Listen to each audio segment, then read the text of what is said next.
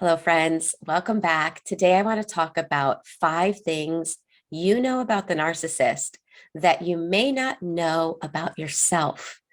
And that's one of the crazy things about narcissistic abuse is how much it causes you to drift from who you are without you even being aware of it. Because especially when it comes to covert narcissists, the abuse is chronic, it's consistent, but it's also covert or hidden. And so it's not like you are aware of the changes that are taking place. But in this video, I want to expose these 5 things. And I know that these things happen because I went through them as well. And to be honest, when I first started looking at these truths, it was uncomfortable. And a lot of people will tell me either in coaching or in the School of Transformation, or sometimes in the comment section of the videos, they'll tell me, Michele, some of these videos make me feel so uncomfortable. And as much as I don't want you to be uncomfortable, I have to say that I'm glad, because when you are uncomfortable listening to this information, it's because you are looking and seeing your wound. And a crazy thing with narcissistic abuse is how much your brain as a coping skill wants you to focus on them so that you don't see that wound because your brain thinks it's keeping you safe, but you can't heal that way. So in this video, I want to reveal these 5 things. Do a self-examination. If you're in the relationship with a narcissist, is this taking place? And if you're not, are these 5 things still not in harmony? Are you still out of harmony with these 5 things?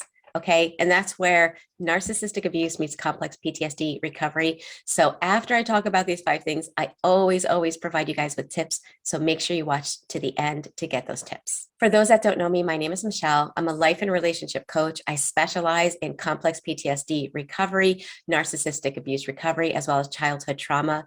I'm the founder of the Thriver School of Transformation, which is an interactive monthly membership where we meet live on Zoom and we work through the side effects of these things together. The doors are currently open for a couple more days if you want to join us. Okay, so that being said, let's dive into those 5 things. 5 things you know about the narcissist that you don't know about you, but you should. Number 1 is their boundaries. You know the narcissist boundaries. You know exactly how far you can go before they get upset. You know exactly what you can do, what you can't do. They have solid, clear, and highly enforced boundaries. But what about yours? If you're in the relationship, you may not even realize that you have none. I know in my case, when I was first on my healing journey, the thought that I was even allowed to have boundaries was foreign to me. But I knew the other person's boundaries. I knew how to respect their boundaries. I knew I had to respect their boundaries. But mine were obsolete. They were illegal, right? They were emotionally illegal because they were punishable if they were even attempted to be enforced. And so you start losing focus with your boundaries, not only your physical boundaries, but your emotional boundaries as well. Number 2 is the emotional needs of the narcissist. You know what makes them happy. You know what takes away their happiness. You are very aware of their emotional energy and their emotional states. And you do your best. You do your best to make them happy. But are you aware of your emotional needs and what makes you happy? And again, when you're in the beginning of the healing journey, that's not even a thought that you even contemplate. The crazy thing about covert manipulation is how it, in such a subtle, hidden way, and through classical conditioning, the narcissist trains you to not think of your emotional needs. In fact, you're punished, even slightly.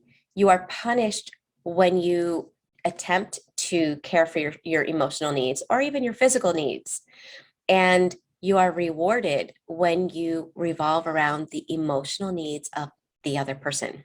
For example, if you try to get your emotional needs met with a narcissist by exposing how you're hurt or what they're making you feel, it winds up in a fight that's so much more painful that your brain starts saying, forget those needs, because that you don't want to handle that. You don't want to deal with that narcissistic rage or those emotional punishments. So let's just suppress those emotional needs, focus on trying to make that other person happy, because there's this thought.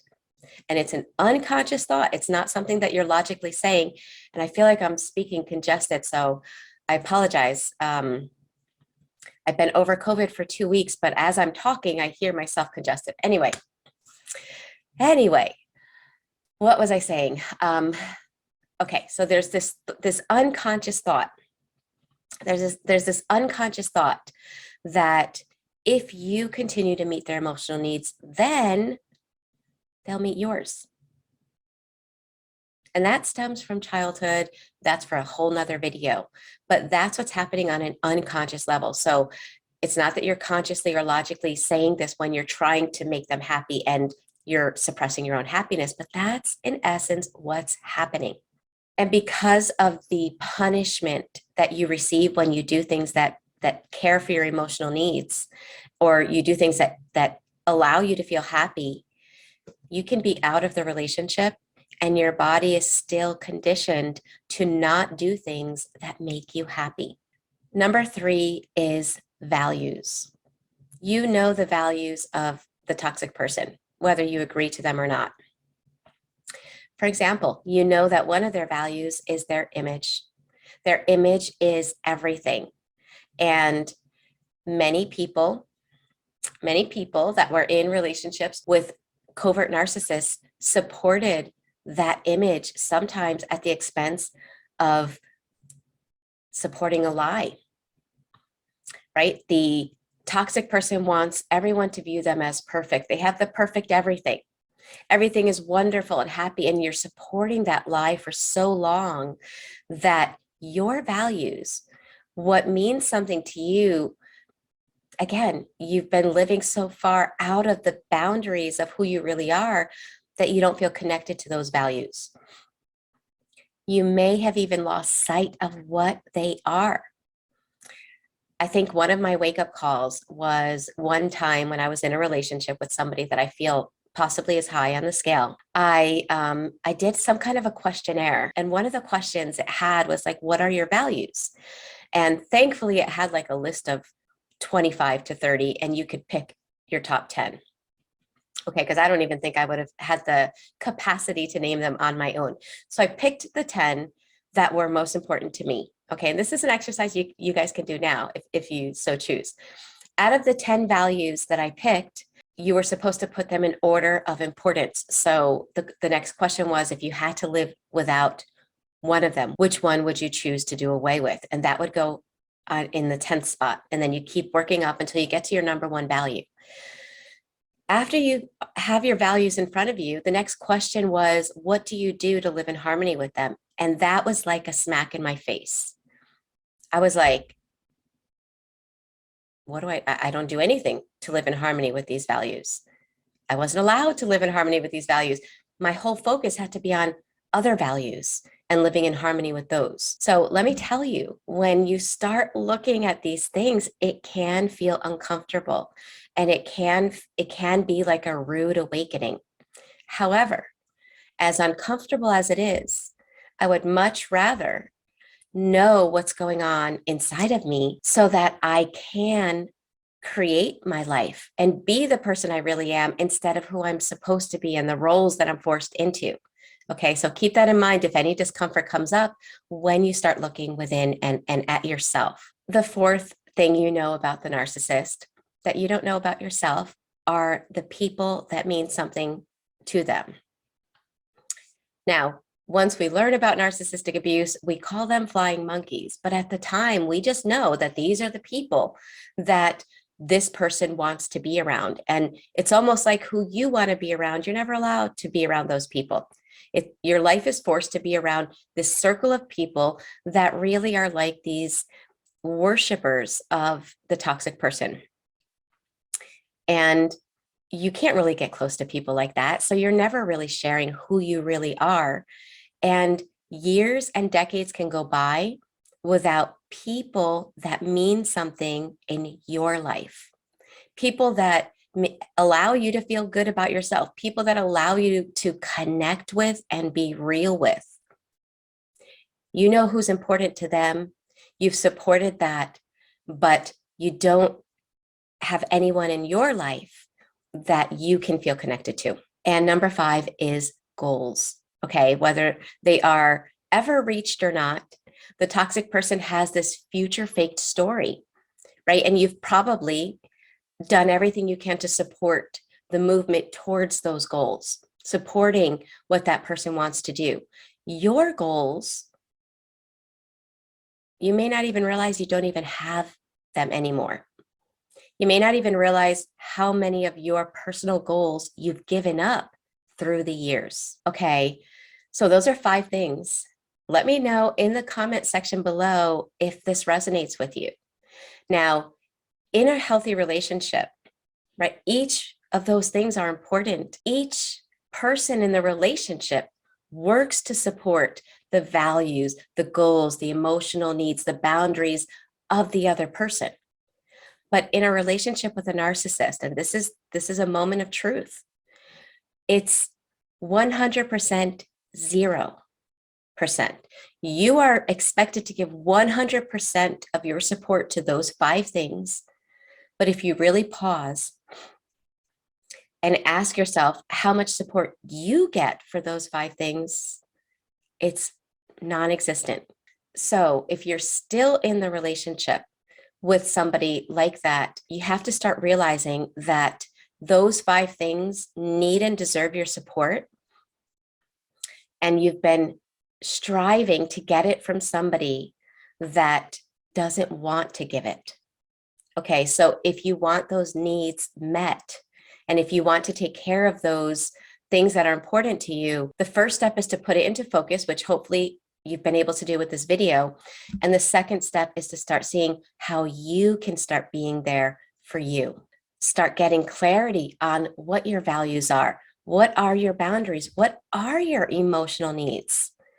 All that external focus that you've been having with the other person, start putting in you so that you can start helping yourself emotionally. And that's what we're doing this month in the Thriver School of Transformation, is taking that focus and putting it within, getting that clarity so that you can start seeing who you are and who you want to be, instead of being forced to be in this role that you didn't even know you were going to be molded into. Okay, so if you want to join, the school is open for a couple more days. Come and join us for the month of March. And remember that you get the first 7 days free.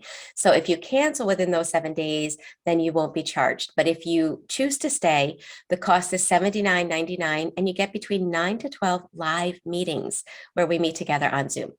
If you're out of the relationship and you're no longer in the relationship with any toxic person, I still encourage you to look at these 5 areas of your life, because if you were in a relationship in the past, you were conditioned to not take care of these 5 things. You were conditioned to not learn boundaries, to not care for your emotional needs, to isolate instead of make healthy connections. And I can go on and on and on. But my point is, you are conditioned to not do these things. And if you're out of the relationship, you'll probably find that you're still stuck in the behaviors that you were conditioned to stay in. And that's where complex PTSD recovery comes in. That's the part where you start rewiring you, because narcissistic abuse rewired you. It rewired your thoughts. It created a lot of negative thinking. It rewired your nervous system. It rewired your beliefs. And healing is about undoing that, unlearning all of that, so that you can get to who you really are, so that you can create the life that you really want. It is a bit uncomfortable, okay, because it's a whole lot easier to look at the other person and what they did. There's less discomfort, because when you are doing the inner work, you are looking within, you are seeing your wounds. Rather than looking at the betrayal, you're looking at the pain. So it does take courage to do this inner work, but the benefit is You can break out of the mold that they put you in. The alternative is they're gone and you're still stuck in that mold and it's still robbing you of your happiness. And no one deserves that. So I try to put up as many videos as possible that help. I know so many others that do as well. If, however, the videos aren't enough, come join us and check us out in the Thriver School of Transformation.